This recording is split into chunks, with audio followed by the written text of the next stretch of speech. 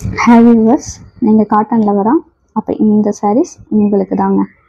நீங்கள் காட்டன் விரும்புறீங்கனால இது என்ன காட்டன்னு கெஸ் பண்ணியிருப்பீங்க. கரெக்டுங்க, இது செட்டிநாடு காட்டன் தான். ஓ, எவ்வளோ கவுண்ட்டுன்னு கேட்குறீங்களா? 100 கவுண்ட்டுங்க. ஸோ குவாலிட்டி நீங்கள் பார்த்தாலே தெரிஞ்சிருப்பீங்க.